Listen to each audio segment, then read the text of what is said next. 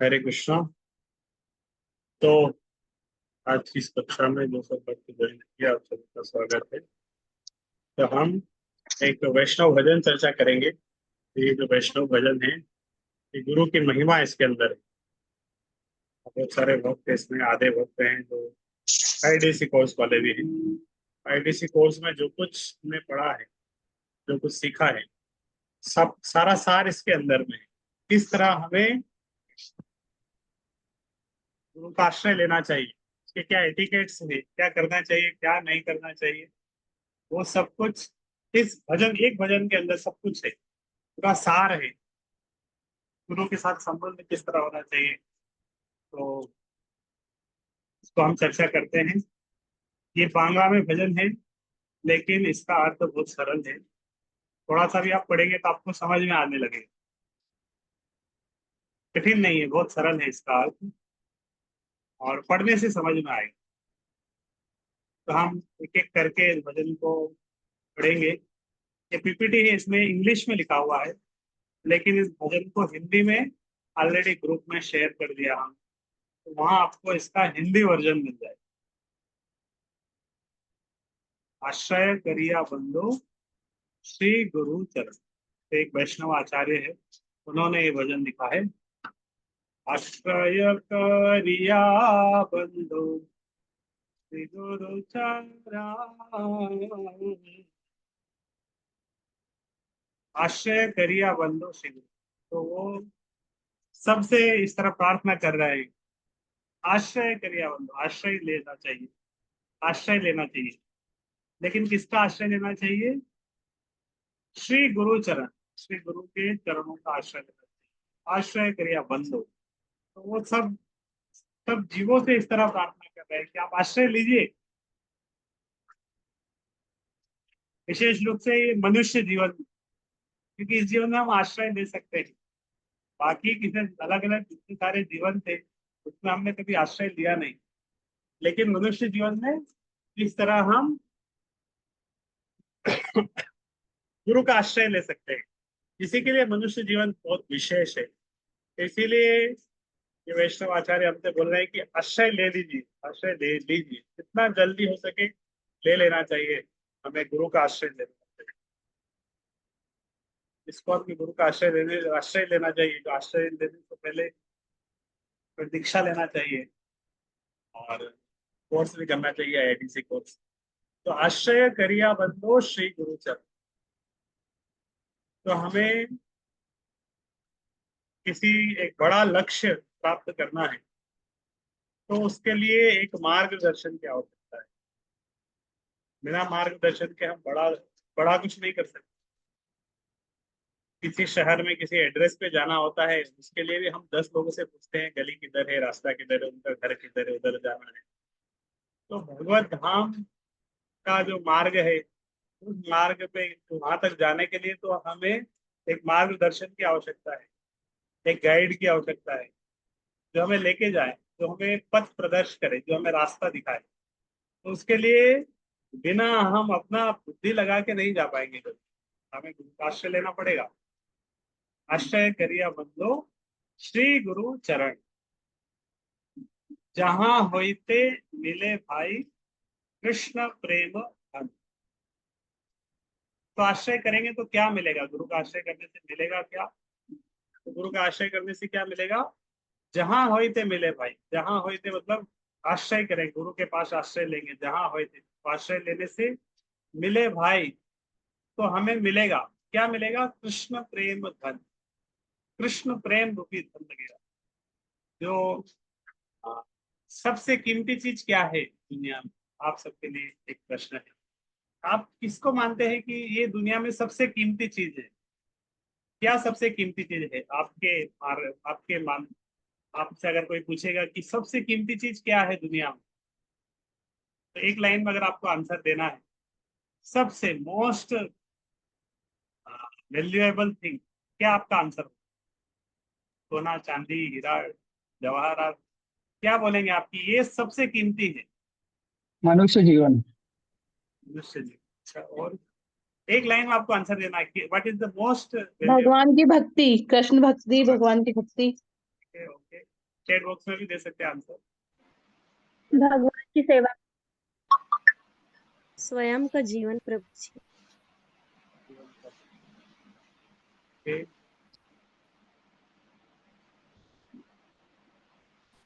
तो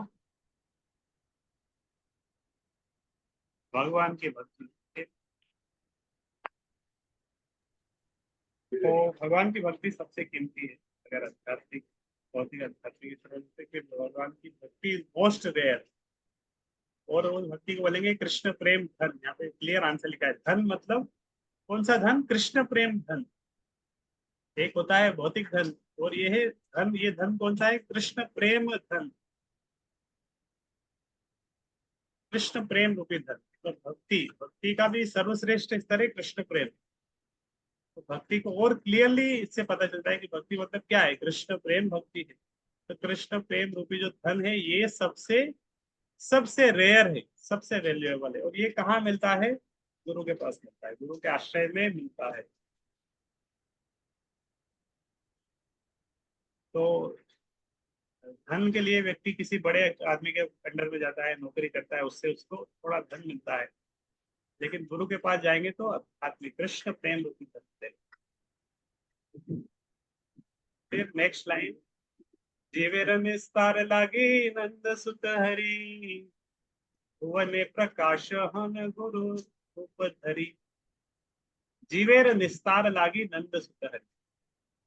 जीवेर निस्तार, जीवे मतलब जितने भी जीव है भौतिक जगत में। जीवेर निस्तार, जीवेर निस्तार मतलब उनके उद्धार के लिए। लागी मतलब के लिए। जीवेर निस्तार लागी, जीव भौतिक जगत में जो जीव है जो कष्ट पा रहे उनके उद्धार के लिए नंद सुत हरि। नंद सुत हरि मतलब भगवान कृष्ण। तो जितने भी भौतिक जगत में जीव हैं उनके उद्धार के लिए नंद सुत हरि मतलब भगवान, उन्होंने क्या किया? वह ने प्रकाश होन गुरु रूप धरे। हरे कृष्ण प्रभु जी, वॉइस नहीं है। वॉइस नहीं आ रही क्या?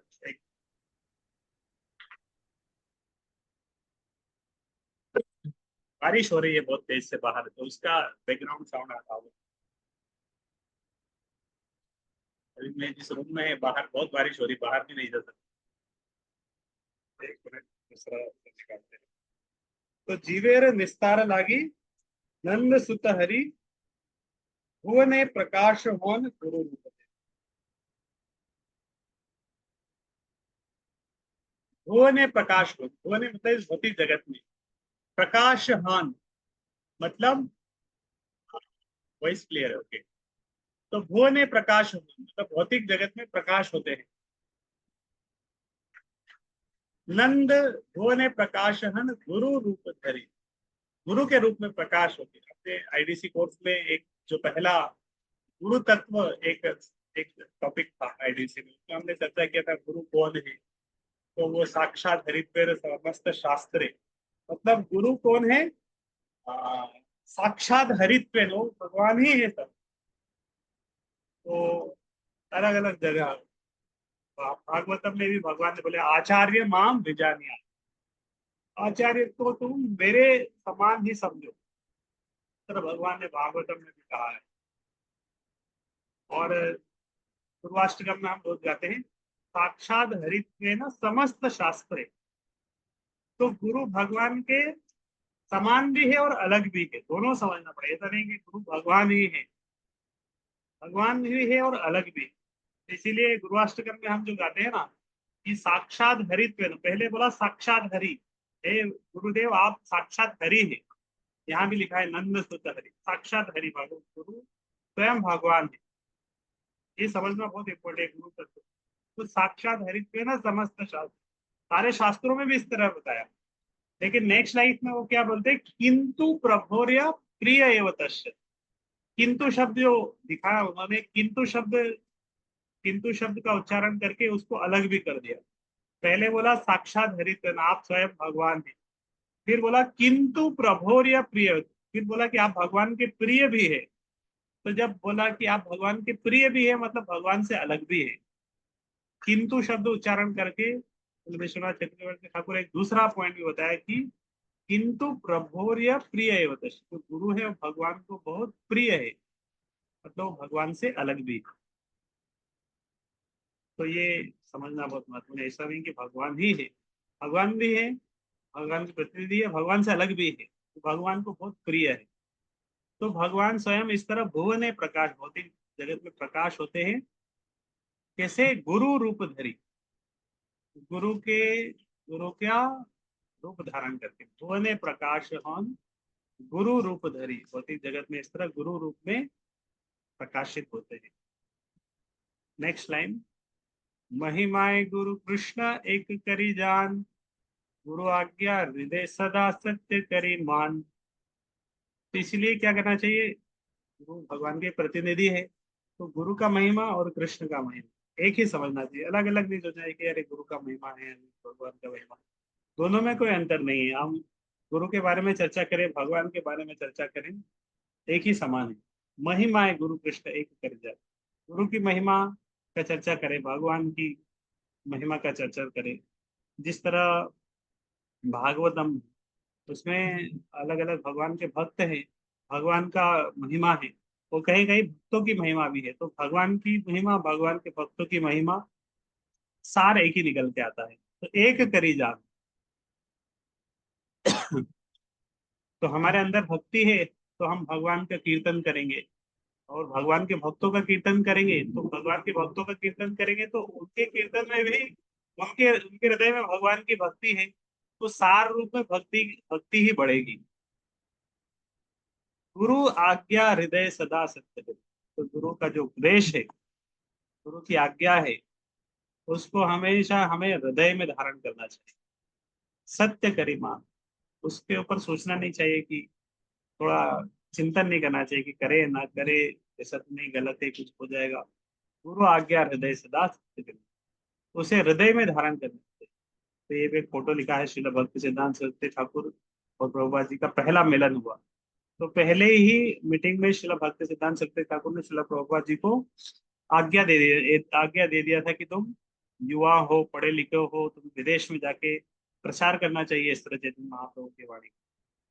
तो वो गुरु के उपदेश को श्रील प्रभुपाद जी ने हृदय में धारण कर दिया। गुरु मुख पद्म वाक्य चित्ते ते करिया एक, गुरु का जो आ, वाणी है, गुरु मुख पद्म वाक्य चित्ते ते करिया एक, हृदय में उसको धारण कर, आर ना करी हमने आशा, और मन में कोई आशा नहीं करना चाहिए।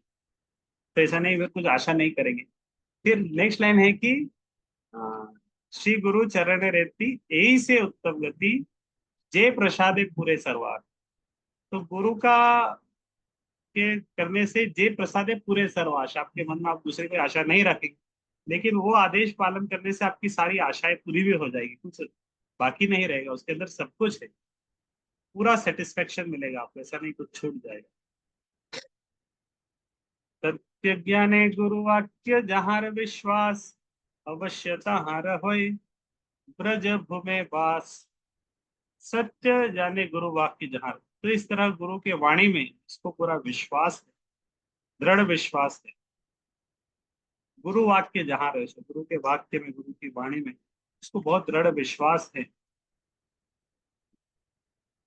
अवश्य तहार होए ब्रज भूमि, ऐसे ऐसे व्यक्ति के लिए अवश्य तहार होए ब्रज भूमि वास, वो जहां भी रहेगा ना, गुरु के वाक्य उसके हृदय में है, गुरु के वाक्य हृदय में है, मतलब गुरु का संग भी हृदय में है। तो जहां पे है, वहां पे गुरु गुरु के साथ में है, और गुरु के साथ में है मतलब वो आध्यात्मिक शक्ति उसके पास है। आध्यात्मिक शक्ति मतलब वो ब्रज भूमि में भी, जिस तरह फोटो आपको दिख रहा है, इसमें श्रीला प्रभुपाद जी का फोटो है अमेरिका का, वो अमेरिका में गए, लेकिन अमेरिका में क्या लेके गए? गुरु का आदेश को लेके गए। तो गुरु का आदेश को लेके अमेरिका में थे, पाश्चात्य देश में, 7 समंदर पार, भारत से कितना दूर, अकेले वहां पर,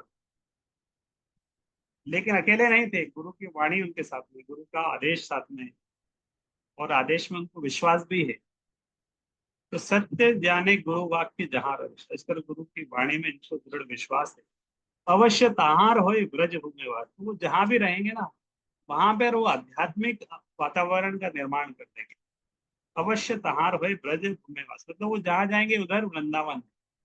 प्रभुपाद वृंदावन छोड़ के अमेरिका गए, लेकिन अमेरिका में भी उन्होंने न्यू वृंदावन बना दिया, न्यू जगन्नाथपुरी बना दिया। जहां जहां वो गए, जहां रहते थे, उसको उसको तीर्थ स्थान बना दिया, उस जगह को तीर्थ स्थान बना दिया। तो वो शक्ति का संचार होता है गुरु की। तीर्थी कुर्वन्ति तीर्थानि, इस तरह भागवत में श्लोक आता है कि इस तरह भक्त जहां जाते हैं वो स्थान भी अपने आप में तीर्थ स्थान होते हैं। भगवान के भक्त जहां रहते हैं, जिस स्थान पे रहते हैं, वो स्थान वो तीर्थ स्थान हो जाता है। वो तीर्थ स्थान से कम नहीं रहता है, वो जगह तीर्थ स्थान हो जाती है। क्योंकि जहाँ तीर्थ स्थान में भगवान का वास रहता है, तो जहाँ भगवान के भक्त रहते हैं, भगवान उनके हृदय में रहते हैं, इसलिए वो भी तीर्थ स्थान है, भगवान रहते हैं उधर। तो अवश्य तहार हुए ब्रज भूमि वास। जार जार प्रति गुरुदेव अन प्रसन्न, कौन विघ्न सही नाही अय अवसन्न। तो यहाँ पे एक लिखा है, जार प्रति गुरुदेव हन प्रसन्न, जिसके प्रति गुरुदेव प्रसन्न होते हैं, जिसके प्रति गुरुदेव प्रसन्न होते हैं, या आ, जिसके जिसके कार्य से, जिस शिष्य से गुरुदेव बहुत प्रसन्न है। जार प्रति गुरुदेव हन, गुरु प्रसन्न है अगर शिष्य के ऊपर। इस तरह की कहावत आती है कि गुरु मेहरबान तो चेला पहलवान। हिंदी में इस तरह बोलते हैं कि गुरु मेहरबान तो चेला पहलवान। तो पहले गुरु चेला इस तरह रहते थे, पहलवानी सिखाते। तो गुरु मेहरबान, अगर गुरु बहुत कृपालु है, प्रसन्न है शिष्य के ऊपर, चेले के ऊपर, तो चेला पहलवान। यहाँ पहलवान जो हम आध्यात्मिक सेंस में देख सकते हैं कि आध्यात्मिक शक्ति का बहुत संचार होगा शिष्य के अंदर, इसके माध्यम से, गुरु के माध्यम से। जार प्रति गुरुदेव हन प्रसन्न, कौन विघ्न से ही नहीं है। कि जीवन में कोई भी विघ्न आएंगे, वो उसको रोक नहीं पाएंगे, उसकी प्रगति को। बड़े बड़ी कठिनाई आएंगी, लेकिन वो कठिनाई को पार कर जाएगा, गुरु की आज्ञा है। श्रील प्रभुपाद अमेरिका में गए थे, कितना कष्ट था उधर, कितने विघ्न आए। एक तो उनकी उम्र बहुत ज्यादा है, दूसरा वहां पर वो अकेले हैं, तीसरा उधर भक्त संग नहीं मिल रहा है, और प्रचार कर रहे हैं, उसमें कठिनाई है, रहने में कठिनाई है। तो हर जगह विघ्न है, लेकिन प्रभुपाद ने सारे विघ्नों को पार किया और बहुत स्ट्रगल करके कृष्ण भक्ति का प्रचार किया, भक्त बनाए, मंदिर बनाए। गुरु उनसे बहुत प्रसन्न थे। जार प्रति गुरुदेव हन। प्रभुपाद जी जब अपने गुरु से पहली बार मिले थे, बहुत बार इस तरह मिले, तो श्रील भक्ति सिद्धांत सरस्वती ठाकुर जानते थे उनको। तो एक बार उनको इंट्रोड्यूस कर रहे थे उनके एक दूसरे गुरु भाई की, ये अभय अभय अभय चरणारविंद दे हैं, ये इस तरह। तो श्रील भक्ति नहीं नहीं, मैं बोले मैं उनको जानता हूँ, ये जब मेरी क्लास होती है बहुत अच्छे से सुनते हैं। तो इस तरह गुरु शिष्य को हमेशा जानते हैं, उनके बीच में जो संबंध है वो आध्यात्मिक है। तो अभी हो सकता है, अभी जो वर्तमान स्थिति है, गुरु है उनके बहुत सारे शिष्य हैं, हजारों हजारों शिष्य हैं। तो ऐसा लग सकता है किसी शिष्य को करे, किसी के तो बहुत सारे हजारों लाखों शिष्य हैं, हमें पता नहीं, जानते हैं कि नहीं जानते हैं। और इस तरह मन में विचार आ सकता है। लेकिन गुरु क्योंकि भगवान के प्रतिनिधि है, तो सब सारे शिष्यों को जानते हैं। हम, हो सकता है हमारा उतना संपर्क नहीं, लेकिन अगर हम उनके वाक्यों का पालन करते हैं, तो वो हमसे प्रसन्न है, और हमारे जीवन में कठिनाई आएगी तो हम उसको पार करेंगे। नेक्स्ट, कृष्ण रुष्ट होले गुरु राखी बारे पारे, गुरु रुष्ट होले कृष्ण राखी बारे नारे। नेक्स्ट लाइन है, कृष्ण रुष्ट होले। अगर हम भगवान का सेवा कर रहे हैं और भगवान की सेवा में अपराध हो जाता है, भगवान के चरणों में अपराध हो जाता है, विग्रह सेवा करते, विग्रह सेवा में अपराध हो जाता है, गुरु राखी बारे पारे। लेकिन गुरु के चरणों में तो अपराध नहीं है, गुरु हमारी रक्षा करते। गुरु भगवान से प्रार्थना करेंगे, मेरा शिष्य है, गलती हो गई, क्षमा कर दीजिए, तो कृष्ण फिर से मान जाएंगे। कृष्ण रुष्ट होले गुरु राखी बारे पारे। अगर कृष्ण रुष्ट है, कृष्ण रुष्ट होले, गुरु राखी बारे पर, गुरु रक्षा करते हैं। अगर कृष्ण रुष्ट हो गए तो गुरु रक्षा करेंगे, लेकिन गुरु रुष्ट होले, कृष्ण राखी बारे में, तो भगवान के चरणों में अपराध हो जाएगा। लेकिन गुरु गुरु हमसे प्रसन्न है तो गुरु भगवान से प्रार्थना करेंगे और भगवान हमें क्षमा कर देंगे। लेकिन गुरु रुष्ट होले, गुरु के चरणों में ही अपराध कर दिया और फिर हम बोलेंगे कृष्ण से प्रार्थना करेंगे कि गुरु जी मान जाए, तो ये नहीं होगा। गुरु के चरणों में अपराध होगा और कृष्ण भी क्रोधित हो जाएंगे। भगवान के भक्तों के चरणों में अपराध करते हैं तो भगवान क्रोधित हो जाते हैं, तो दोनों ही दुरुस्त हो जाएंगे, तो फिर कोई रास्ता नहीं। तो इसलिए गुरु के प्रति बहुत सतर्क होना चाहिए, गुरु के चरणों में अपराध ना हो, वो हमसे क्रोधित ना हो। गुरु माता गुरु पिता गुरु हानपति, गुरु बिना इस संसारे नहीं आर गति। तो गुरु माता, गुरु पिता, गुरु हानपति, तो गुरु के साथ जो हमारा संबंध है उसके माध्यम से आ, सब कुछ मिल जाता है, सारा आदान प्रदान मिल जाता है। माता की तरह भी है, पिता की तरह है, पति की तरह है, संरक्षण देते हैं भौतिक जगत में विशेष रूप से। तो गुरु बिना ये संसारे नाही आर गति, तो इस भौतिक जगत में बहुत अच्छा है, सब कुछ कर रहा है, लेकिन उसके जीवन में गुरु नहीं है। गुरु बिना ये संसारे नाही आर गति, तो फिर उसकी कोई गति नहीं है। क्योंकि भौतिक जगत में करोड़ों सालों से भौतिक जगत में कष्ट पा रहे हैं, फिर इस जीवन में भी ऐसे ही चले गए बिना गुरु के, तो भौतिक जगत से, संसार से निकालेगा कौन? इस भौतिक जगत से बाहर निकालने के लिए गुरु की आवश्यकता है, वो ही हमें कृपा करके इस भौतिक जगत से बाहर निकाल सकता है। हम अपने प्रयास से कभी इस भौतिक जगत से बाहर नहीं जा पाएंगे, गुरु की कृपा चाहिए, उसके माध्यम से ही हम भौतिक जगत से वो हमें उठा सकता है। तो अगर गुरु ही नहीं है तो फिर संसार में कोई गति नहीं है। ये मनुष्य जीवन मिला, फिर से हमें बहुत करोड़ों साल बीत जाएंगे, पता नहीं कब मिलेगा मनुष्य। गुरु के मनुष्य ज्ञान न कर कथन, गुरु निंदा कभु करने ना कर श्रवण। गुरु के मनुष्य ज्ञान ना कर कथन, तो इसीलिए क्या करना चाहिए? गुरु के मनुष्य ज्ञान, गुरु जी जिस तरह हमने पहले चर्चा किया कि आ, जीवेर निस्तार लागी नंद सुत, सब जीवों का उद्धार करने के लिए इस तरह नंद सुत भगवान ने अपने प्रतिनिधि के रूप में भेजा है उनको मनुष्य रूप में। तो गुरु जी मनुष्य रूप में है, लेकिन हमें उनको गुरु के मनुष्य ज्ञान, उन्हें मनुष्य बुद्धि से नहीं देखना चाहिए। नर गुरु सु नरमति, गुरु को हमें एक सामान्य मनुष्य की तरह नहीं देखना चाहिए। गुरु के मनुष्य ज्ञान ना कर, इसका अर्थ है कि हम जिस तरह एक मनुष्य है, सामान्य मनुष्य है, हमें स्पिरिचुअल मास्टर को उस तरह नहीं सोचना चाहिए कि ये भी एक सामान्य मनुष्य है। मेरे जीवन में जो होता है और गुरु के जीवन में होता है, दोनों एक ही है, ऐसा नहीं सोचना चाहिए। गुरु के जीवन में जो कुछ होता है वो भगवान के प्रतिनिधि है, भगवान की इच्छा से होता है। मेरे जीवन में जो होता है मैं अपने कर्मों के फल के कारण होता है। गुरु के साथ जो कुछ हो रहा है हमें ऐसा नहीं सोचना चाहिए कि ये इनको भी कर्मों का फल लग रहा है, ये अपने इनको पाप लग रहे हैं, इनको ये हो जाएगा वो जाएगा। जब भगवान के प्रतिनिधि है तो वो इज बियॉन्ड लॉ ऑफ कर्म, इस तरह एक शिष्य का दृष्टि होनी चाहिए गुरु के प्रति। बाकी लोग उनको किस दृष्टि से देख रहे हैं वो हमें उससे कोई मैटर नहीं, लेकिन शिष्य को गुरु के प्रति क्या मानसिकता होनी चाहिए, उनको गुरु से नरमति, इस तरह सामान्य मनुष्य की तरह नहीं सोचना चाहिए। क्योंकि जीवे निष्ठा लोग तो हमारा उद्धार करने के लिए आए हैं भौतिक जगत से। तो इस भौतिक जगत से जब हमारा उद्धार करने के लिए आए हैं तो वो इस भौतिक जगत के नहीं है, वो आध्यात्मिक जगत के व्यक्ति है।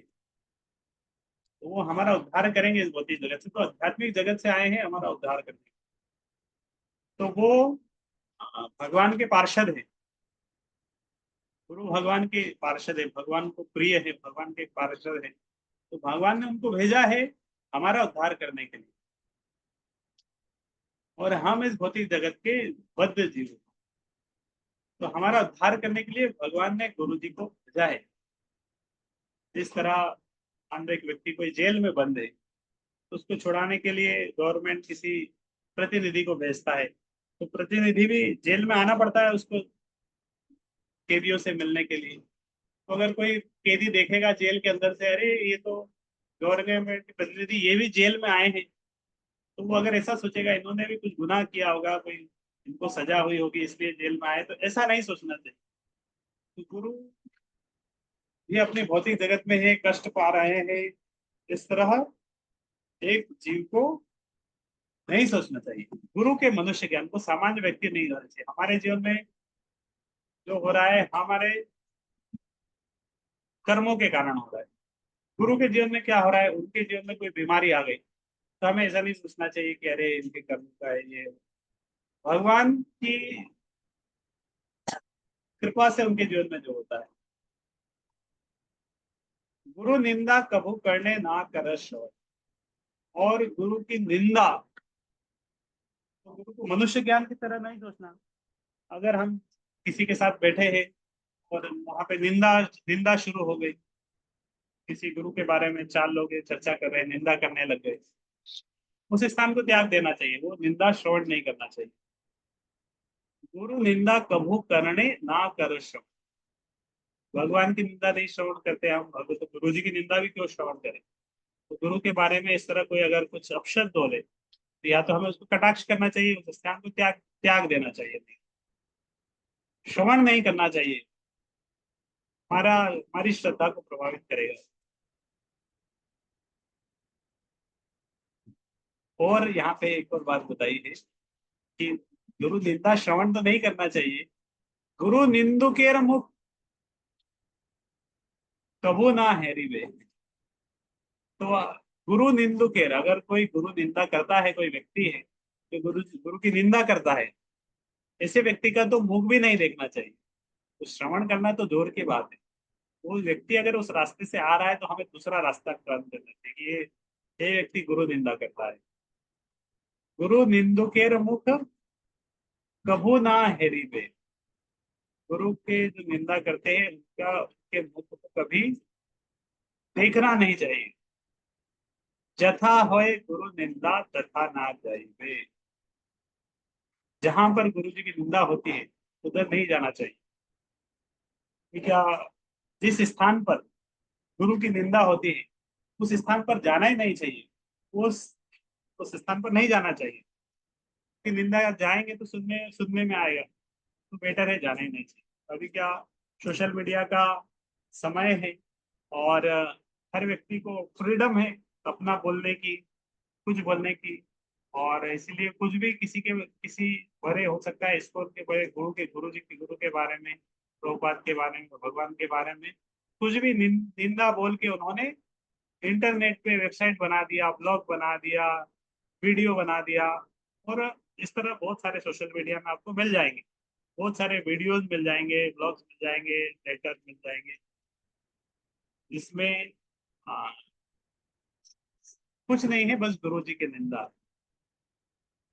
तो क्योंकि फ्रीडम है लोगों का बोलने का, इसीलिए गुरु को क्या, किसी भी व्यक्ति के बारे में, कोई भी फेमस है तो उसके बारे में कुछ ना कुछ इस तरह उल्टा सीधा आपको इंटरनेट पे मिल जाएगा। और हो सकता है कोई उसको बहुत क्लिक करता है तो वो फिर ट्रेंडिंग में भी आ जाता है। हम सर्च करने जाएंगे तो हो सकता है इस तरह कोई वीडियो या कोई आर्टिकल इस्कॉन के किसी गुरु के बारे में आपको देखने सुनने में मिल जाए।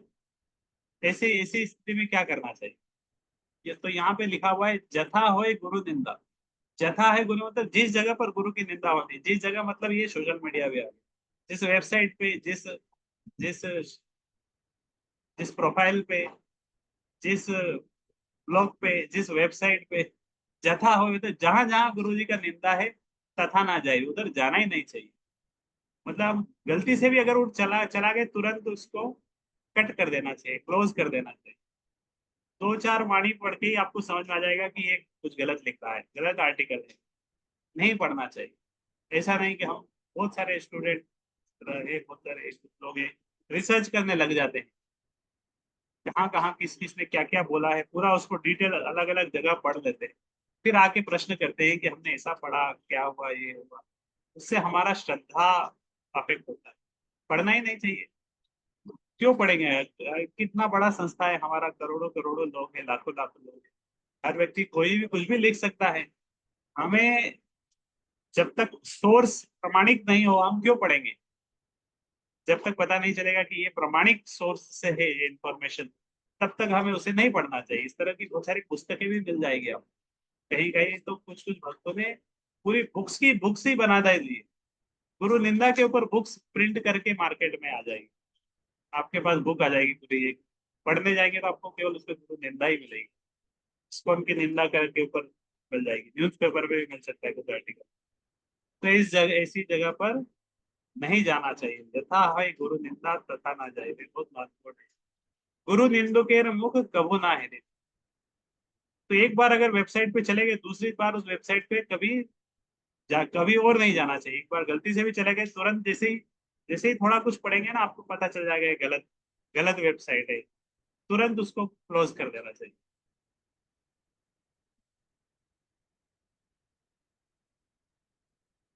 गुरुर विक्रिया यदि देख कखन, तथापि अवज्ञा नहीं कर कदाचन। तो एक और महत्वपूर्ण बात है, गुरुर विक्रिया यदि देखा कखन।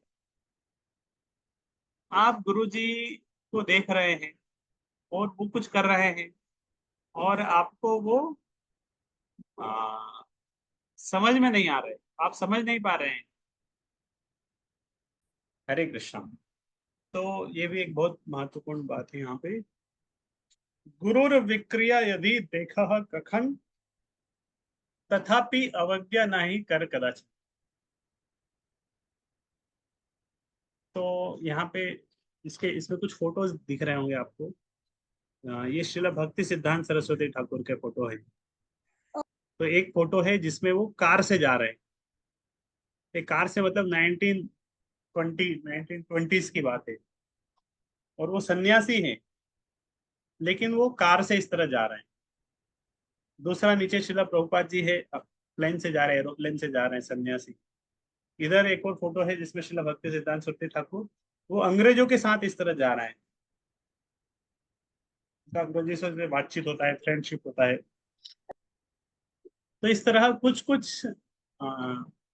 कुछ गुरु का कुछ व्यवहार, गुरुर विक्रिया, यहाँ पे शब्द आया है गुरुर विक्रिया, मतलब कोई, आप गुरु जी को देख रहे हैं, वो कुछ कर रहे हैं, लेकिन आप उसको समझ नहीं पा रहे कि ऐसा क्यों कर रहे हैं, ऐसा तो नहीं करना चाहिए।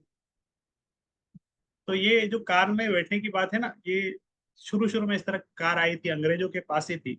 उस समय ईश्वर भक्ति सिद्धांत सरस्वती ठाकुर वो सन्यासी है, लेकिन वो कार में इस तरह बैठ के ट्रेवल करते थे, अलग अलग जगह प्रचार करते थे।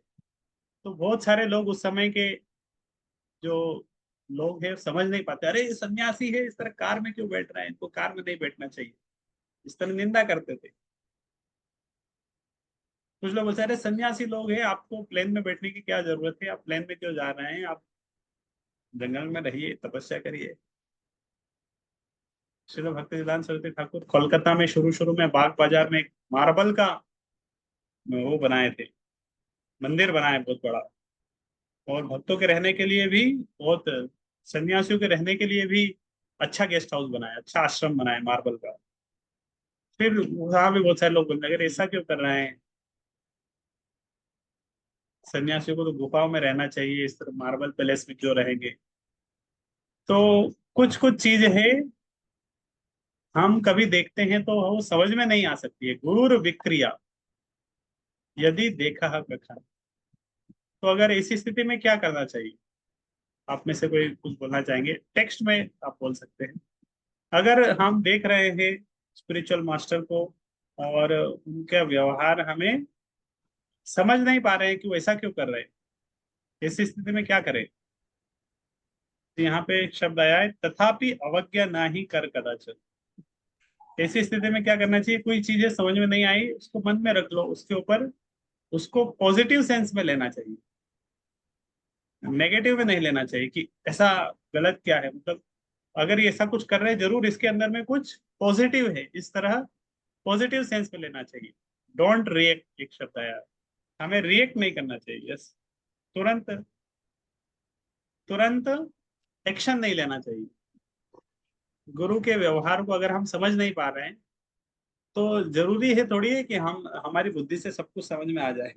हम कौन से बहुत बड़े अ, बुद्धिमान व्यक्ति है, विद्वान है, जो हमको सब कुछ समझ में आ जाएगा, है ना? तो कितनी चीजें दुनिया में हमें समझ में नहीं आती, एक इंटीग्रेशन डिफरेंशिएशन समझ में नहीं आता है, तो दुनिया में बहुत कुछ समझ में नहीं आता है। तो वैष्णव का क्रिया मुद्रा समझ में नहीं आए, कौन सी बड़ी बात। चैतन्य चरितामृत में एक श्लोक आता है, वैष्णवेर क्रिया मुद्रा विज्ञ ना बुझाए। तो वैष्णव का क्रिया और मुद्रा को बड़े बड़े विद्वान भी नहीं समझ पाते हैं। तो अलग अलग कुछ प्रश्न आ रहे हैं, एक रिएक्ट नहीं करना चाहिए, पॉजिटिव दृष्टि से देखना चाहिए। एक आंसर है उनसे सभी नहीं पूछ सकते हैं, उनसे डायरेक्टली तो नहीं पूछना चाहिए, लेकिन हो सकता है उनके किसी भक्त से और किसी दूसरे वरिष्ठ भक्त से हम पूछ सकते हैं। अगर हमारे मन में गुरु के बारे में इस तरह कुछ है तो गुरु के बहुत सारे शिष्य है, वरिष्ठ शिष्य है, उनसे हम पूछ सकते हैं। एक आंसर है लीला समझना चाहिए, ये भी अच्छा है। गुरु के जो कर रहे हैं उसको हम भगवान की लीला समझ सकते हैं, पॉजिटिव सेंस पे लेना चाहिए। नेक्स्ट लाइन आया, तथापि अवज्ञा नहीं कर देना। ऐसा अगर देखने में लग भी रहा है कुछ समझ में नहीं आ रहा है, तथापि अवज्ञा, फिर भी क्या करना है, नहीं क्या नहीं करना चाहिए, अवज्ञा नहीं करनी चाहिए, ना ही कर कदाचार, अवज्ञा कभी नहीं करना चाहिए। हाँ, एक प्रश्न आया कि हो सकता है गुरु जी हमारी परीक्षा ले रहे हैं, तो इसीलिए परीक्षा में के लिए भी तैयार रहना चाहिए, फेल नहीं होना चाहिए। अच्छा पॉइंट है। तो ये पॉइंट आप समझ में आ गया होगा सबको। गुरु और विक्रिया यदि देखें, गुरु का अगर विक्रिया देखना है तो भी पॉजिटिव सेंस में लेना चाहिए। और गुरु का तो छोड़ो, किसी सामान्य भक्त भी है और वो कोई गलती कर दिया तो भी हमें पॉजिटिव सेंस में ही लेना चाहिए। इस तरह शास्त्रों में कितने सारे उदाहरण हैं, अलग अलग अजामिल के, विश्वामित्र के, अलग अलग बहुत सारे उदाहरण है। सोबरी मुनि जो आध्यात्मिक जीवन में आगे बढ़ने से पहले उन्होंने कुछ गलतियां किया, लेकिन उसको भी पॉजिटिव सेंस में लेना चाहिए, उनको कटाक्ष करने के लिए नहीं। उससे हमें कुछ सीख, एक कुछ लेसन लेना चाहिए और आगे बढ़ना चाहिए, हमारे जीवन में कुछ लेसन लेके आगे बढ़ जाना चाहिए। नेक्स्ट, गुरुपाद पद्म रहे जार निष्ठा भक्ति, जगत सारिते सही धरे महाशक्ति। गुरुपाद पद्म, जिसकी गुरुपाद पद्म, गुरु के चरण कमलों में रहती है जार, जिसकी निष्ठा भक्ति, तो जिनकी गुरु के चरणों में बहुत निष्ठा रहती है, भक्ति रहती है, गुरु के आदेश में बहुत श्रद्धा रहती है, जगत तारिते सही धरे महाशक्ति। तो जगत तारिते, एक पूरे ब्रह्मांड का उद्धार कर सकते हैं, इस तरह महाशक्ति उनके पास होती है। अब देखते हैं हम शिला प्रभुपाद जी, एक अकेले उन्होंने कितना बड़ा आंदोलन कर खड़ा कर दिया, पूरे जगत का उद्धार कर दिया। तो जगत तारित, एक व्यक्ति, एक और वैष्णव भजन है, उसमें उसमें उसमें एक वैष्णवाचार्य बोलते हैं, ब्रह्मांड तारिते शक्ति धरे जने जन। तो एक एक भक्त एक एक ब्रह्मांड का उद्धार कर सकता है, एक एक भक्त ब्रह्मांड तारिते शक्ति धरे जने जन। तो यहाँ पे जगत तारित शक्ति, एक जगत का उद्धार कर सकता है, लेकिन उद्धार करने के लिए शक्ति भी चाहिए। वो कहाँ से आती है? गुरु भक्ति से वो शक्ति आती है। न गुरु पाद पद्म करह वंदना, जहां होते घुचे भाई सकल जन।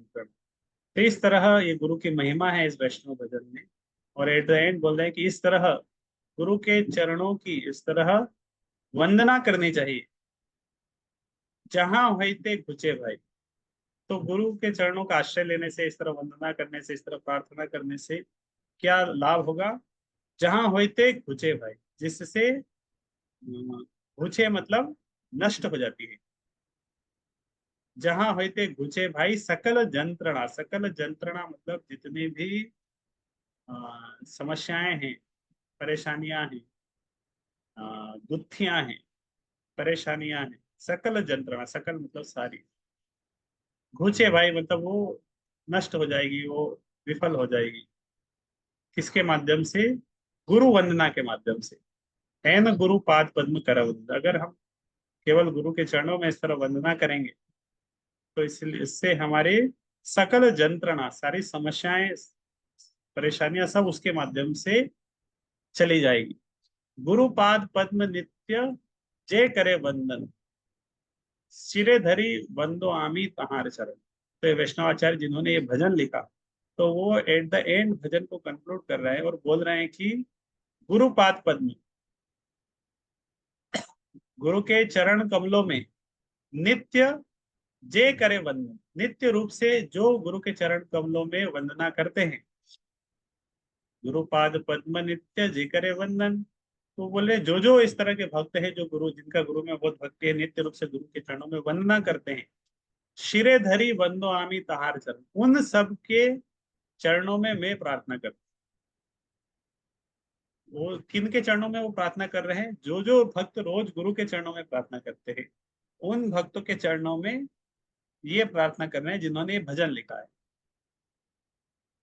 श्री गुरु चरण चरण पद्म हृदय करियाश, श्री गुरु वंदना करे सनातन दास। तो श्री गुरु चरण पद्म हृदय करियाश, तरह गुरु के चरण कमलों का आश्रय मिले, इस तरह आशा के साथ श्री गुरु वंदना करे न सनातन दास, श्री गुरु के वंदना कर रहे हैं। तो एक बहुत अच्छा भजन है। एक भजन के अंदर अ, गुरु भक्ति से रिलेटेड, गुरु के साथ किस तरह व्यवहार करना चाहिए, क्या उसके एटिकेट है, सब कुछ इस एक भजन के अंदर आ जाता है। तो ठीक है।